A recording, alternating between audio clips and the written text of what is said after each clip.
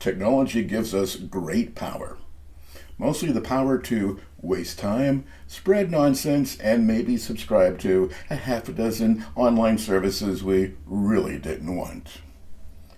So the question really becomes, how do we become more responsible using this power?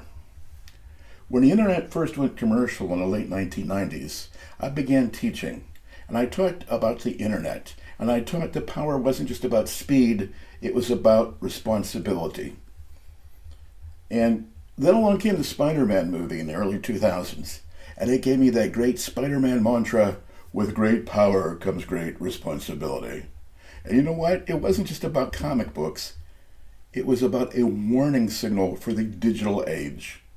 You know, we traded privacy for convenience. And that bill comes due every time you have an ad for some brand of socks you wear, because the algorithm knows who you are. You have no secrets. You have no privacy. From Roosevelt to Churchill to Voltaire to the Gospel of Luke, history reminds us that power without responsibility can be dangerous. Today, technology gives us great superpowers, connecting, amplifying, influencing.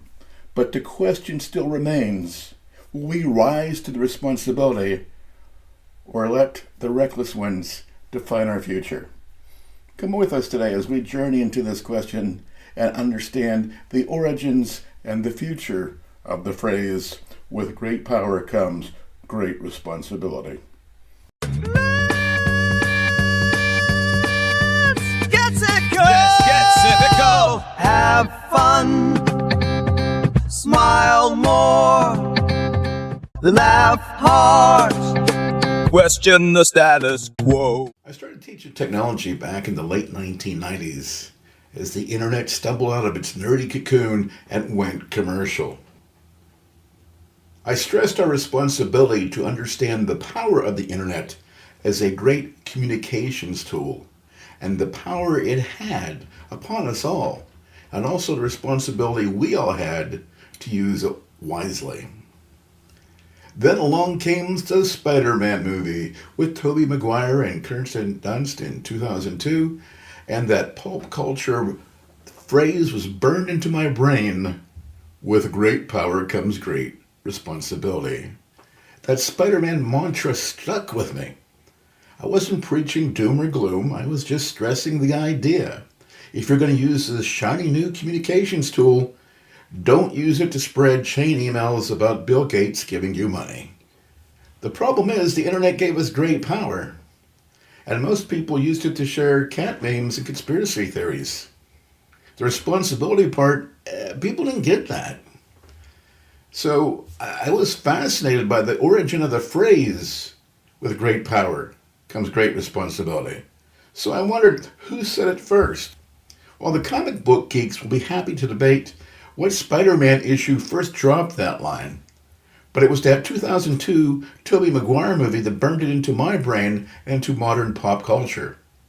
But of course, as you might guess, the origins of that phrase predates Marvel by a few thousand years. Variations of the phrase, to whom much is given, much is expected, have been used often throughout history. Some folks believe the origin of that phrase is based on a biblical quote by Jesus of Nazareth in the Gospel according to Luke, chapter 12, verse 48. Of course, if you surf the internet, you'll find pictures of Voltaire saying that he said it too. And of course, as we know from the history of the Cranky Cynic, the internet loves to give Voltaire credit for everything short of inventing Wi-Fi. Throughout more modern history, Winston Churchill dropped a similar phrase in 1906 in a speech to the House of Commons, and Theodore Roosevelt penned a famous letter in 1908 using a similar phrase. The point is, that idea has been around forever, but pop culture burns it into our brain because Uncle Ben died and Hollywood gave us that as a catchphrase.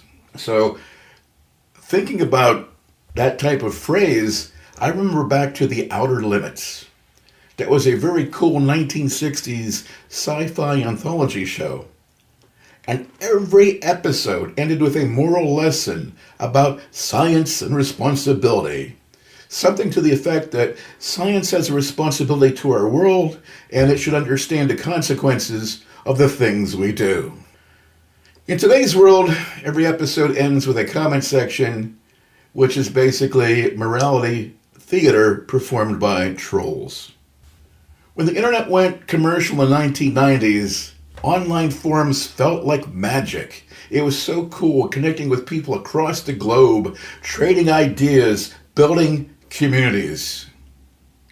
But when I fast forward today, I find we have social media, where community means arguing with strangers about whether or not you should put pineapple on pizza, while advertisers quietly auction off your browsing history to sell you gift certificates to Pizza Hut. The power of the internet is connection. The responsibility is remembering that the person you're connecting with might be a bot, a scammer, or perhaps your uncle pretending to be a 23-year-old influencer. Parents need to worry about who their kids are talking to online. These days, stranger danger means who's got your Wi-Fi password. The biggest flaw of the internet isn't speed, it's laziness. People don't fact check, and they just assume that the top 10 searches on Google are the gospel truth. And that's how myths become truth.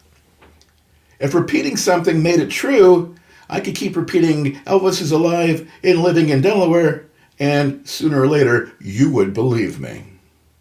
News travels faster than it ever did before. So do lies. A gross exaggeration is still a lie, but now it goes viral with a hashtag. So remember those immortal words of the Spider-Man movie, and remember that power demands responsibility. The internet taught us that power attracts people who couldn't spell responsibility, even if you spotted them the first 5 letters. And unfortunately, the responsible ones don't often scale nearly as fast as the reckless ones. So we all need to remember, with great power comes great responsibility, but online with great power comes great irresponsibility, and that ever infamous blue check mark, meaning I am an expert, it's okay to trust me. So there we have it. Spider-Man gave us the mantra. Uncle Ben warned us, but apparently most of you skipped that scene because you were too busy Googling, does Tobey Maguire still look like Spider-Man? We all have the responsibility to use the internet wisely. Crowdsourced answers aren't magically becoming true just because we keep repeating that. If that were the case, if I keep repeating Elvis is alive and living in Delaware, you'd all believe it eventually as being the truth. Okay?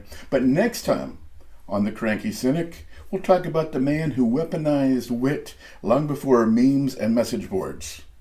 Mark Twain, the great American cynic. Twain didn't just question authority, he mocked it, he dissected it, and he served it up with a slice of sarcasm.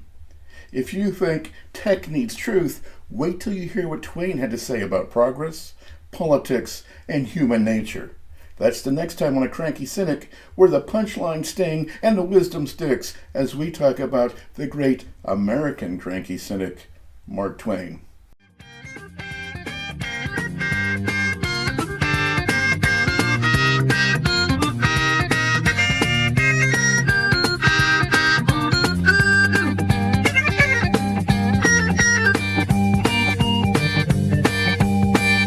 Let's get cynical.